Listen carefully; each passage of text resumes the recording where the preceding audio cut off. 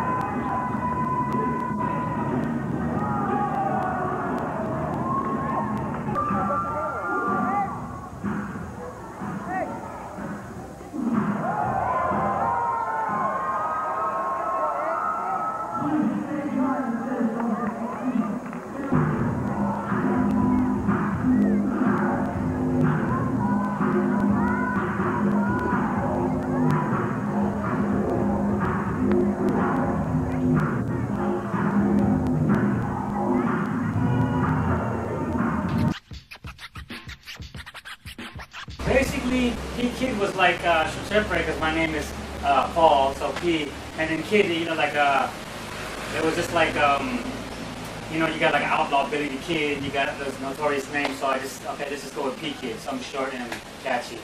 That's how I got that name. Basically, what got me into hip hop, I always tell everybody, is b-boying. B-boying, breakdancing is what got me into hip hop. Before rapping, before producing, I was a dancer. Ask anybody back in the days, DJ Apollo, Qbert, all of them, when you know they were the OG DJs. Me and my cousin, we were the little kids that were breaking. They were the ones that were spinning, and we would always be at the Filipino parties breakdancing. That's how we started. So the whole Bay Area movement, it started a long time ago. Back in the day when we first started, we had a crew. It was called the East Side Sensations. So we were like on the east side of Daly City, and my crew was like we were the younger cats that were like the how would you say it? I guess the younger team of a crew called the Star City Crew, which was like Andre Aton. It was Apollo Novicio. When he was breaking, they were locking back then. So the name of our group back then was the East Side Sensations. Then we merged with the Bay City Rockers. That was the whole crew back then. That was the old crew. And then our most famous, as like the '90s era, was the Knuckleneck Tribe. That was like our whole. That was our group in the early '90s. We were the ones that brought b-boying back in the early '90s when like. Everybody was housing, there was, you know, they were doing techno dancing. We mixed it up a little bit of that, but me and my homeboy Gizmo, which was a part of Knuckleneck Tribe, but before he was part of the original Renegade Rockers, Gizmo, we were the only ones still breaking, and we were always still incorporate that in our dancing, and that's how we actually brought that back in the early '90s. Yeah, that's a very good story. Rocksteady, basically, this is a very good story. When we got into Rocksteady, I was hooking up with my partner Zulu Gremlin from Los Angeles. Zulu Gremlin was one of the originators of Rocksteady, West Coast Rocksteady, along with me on the San Francisco side. So Zulu Brenda was my homeboy. We met up a few times during some events. We talked, and you know, Crazy Legs gave us the opportunity to bring West Coast Rocksteady to the Bay Area. So along with Knuckleneck Tribe, we brought that to the West Coast. And a real crazy story about West Coast Rocksteady, or Rocksteady, I always say, is that when we were in LA, there was a hotel room where we had met Crazy Legs. There was Crazy Legs was there, Devious Doze, and I believe like Grandmaster Kaz was there. I was with Alex Aquino, DJ Apollo, and I had to do a mock battle with Crazy Legs. You know, like basically like an audition, but you know, it was basically a battle in a hotel room where I had to show my skills against Crazy Legs in a hotel room in LA, and that's how we basically got into Rocksteady crew, West Coast Rocksteady. Even if, you know, if it wasn't for that meeting, even the West Coast Rocksteady DJs probably would have never came about. It was from that whole meeting when we met up there to meet with them that it all started from. So it was a crazy part of history right there. Influences were definitely the old school movies like Wild Style, Style Wars. That was one of the first hip hop culture movies that I ever seen. It was there was Rocksteady in there. A lot of people. There was graffiti writers, Style Wars, Beat Street, Breaking. Those are basically my influences that got me started into it. So. When we used to practice pretty much like anywhere we can. Like if we had one of my friends in the crew, they'd have a house, we practice in their garage, or we practice in a parking lot or a schoolyard. We practiced for a long time. We always practiced like 3 to 4 hours at a time. This was back in the 80s. And then when we were back, let's say the 90s, when we were Knuckleneck Tribe, we used to sneak into San Francisco State Gym. This was like it was me, Gizmo, Corel, K Busy, Octaviano from Renegades, and Wicked. Wicked, who was really tearing shit up right now. He was just the little youngster. He was like a second gen that was just used to tag along with us, and he was always wanting to learn from us. So we used to sneak in San Francisco State, and we practiced like for 4 to 5 hours straight, and then play basketball in the courts in SF State Gym. No one knew that you guys were sneaking? Nobody knew we were there, so it was cool. Yeah, nice. The mentality back then was, it was young and fresh. We were living definitely, I was talking to somebody earlier about being a B-boy. We actually, you know, it was the whole, how you say this, the whole mix of it. Like, you know, we just didn't B-boy. We always were into the fashion point of it, because B-boys, to be a B-boy, you have to be fashionable too. Like, you know, people always say, you know, like, oh, you gotta have skills. Of course, the skills and the flavor is important, but the way you present yourself, the B-boy was always the most fashionable person of the hip-hop culture. You know, we always had to have our Kangos, we had our Kazals, our shoelaces were laced up, we always had the nice tracksuits. B-boys were always the guys that were setting the trends with the fashion world, even the hip-hop. So it was very fresh. We always liked to, you know, be fitted, to shop. But the mentality back then was, how can I say, we were still learning stuff. Like, you know, we were still, like me, when I was first learning, I was also into the DJing. I graffitied also. I even, you know, that's when I first started MCing with our DJ. So we entertained like the whole aspect of hip hop culture, all 4 elements. We were into it, not just one. You know, like let's just touch on, you know, I think some of the things that the Philippine hip hop needs to do is really acknowledge all 4 elements. And everybody is there's DJs, there's hip hoppers. I mean, there's DJs, there's b-boys, the graffiti writers, and the MCs out here, but they're all kind of separate. They all know that we exist, but we don't really all jam together. So I think that was the difference between the mentality of ours back then, was that we all acknowledged and kind of incorporated all elements of the hip hop back then. Our DJ scene was like a melting pot. Like, you know, all the hot DJs or the DJs that really took the turntables into a different level came from the Filipino community. Like I said, in the 80s, you know, we were partying, doing house parties. A lot of our gigs were at St. Augustine Church, and we always had parties where it was like there was always these crews. It was what were the crews? It was Apollo, and their crew was Unlimited Sounds, and then you have Cuba, which was Lifestyle. Mixmaster Mike, he always rolled with Unlimited Sounds, and we always got together there, and all the breakers were there at the same time.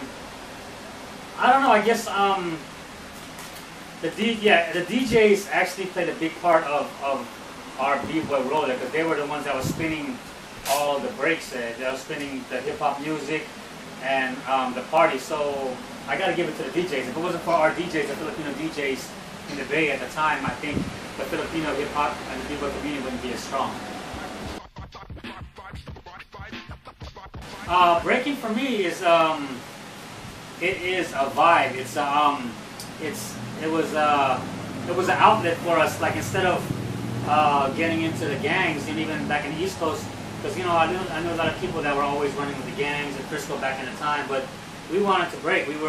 That was our thing. You know, we were at the mall and we see somebody that was wearing a tracksuit that they were breaking. We would always say, hey, let's battle, let's battle. It was battle mode for us back in the day. We always battled. That's how we looked at it. We always wanted to battle and have fun. So breaking for me back in the day was an outlet for our energy, and to just basically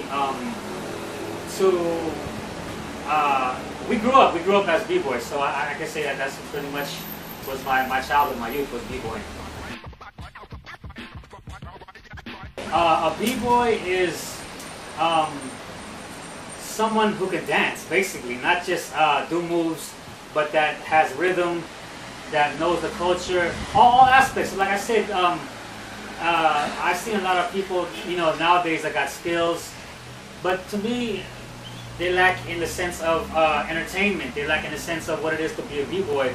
So to me, a b-boy is when people even always say, you know, rocking your b-boy stance, you know, looking hard, is because we were the epitome of what hip hop was at the time. And so b-boying was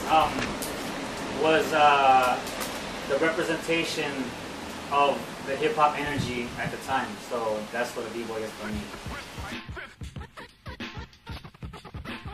Flavor is your character. That's the difference between just doing a move and just doing a move, executing it, or having style. That's the difference there. Because you could do, like, you know, a Thomas Flair, or hit some windmills and halos or whatnot, air flares. But if you don't have flavor with your up rock and just your style, I think you lack. You know, I think you're lacking in the elements of a b-boy. Because that's what basically a b-boy is the element of flavor and style, compared to just a breaker.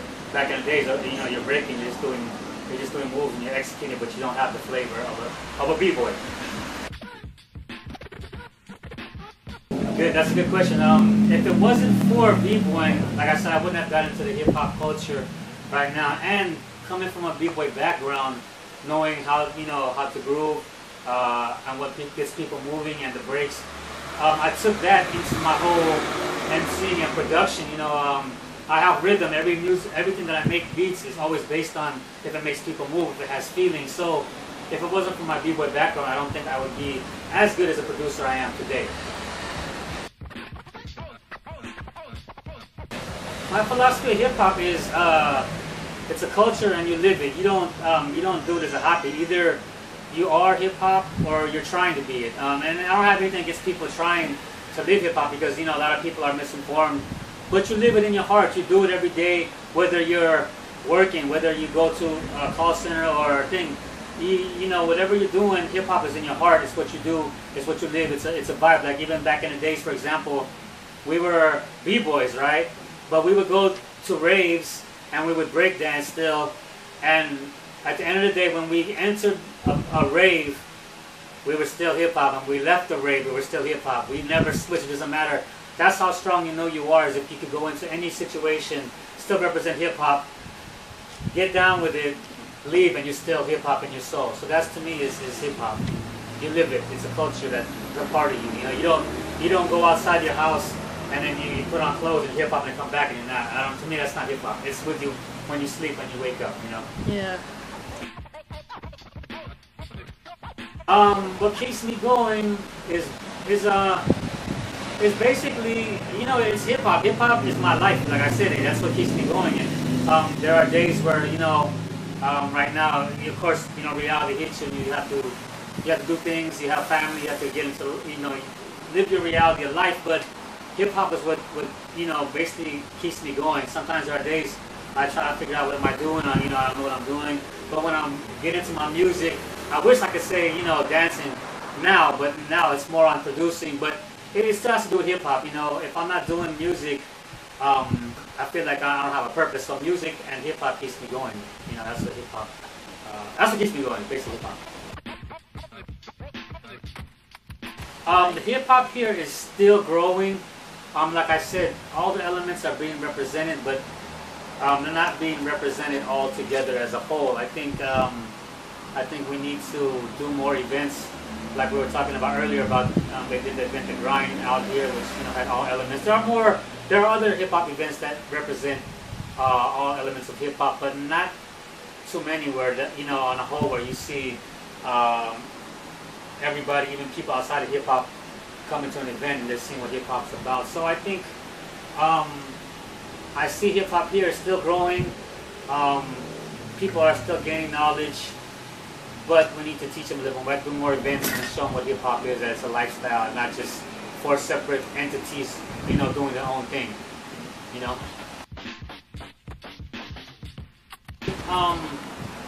You know, do it because you know, it makes you feel good. Do it because it's what you love. Always know, like we're talking about, know where everything came from, your roots.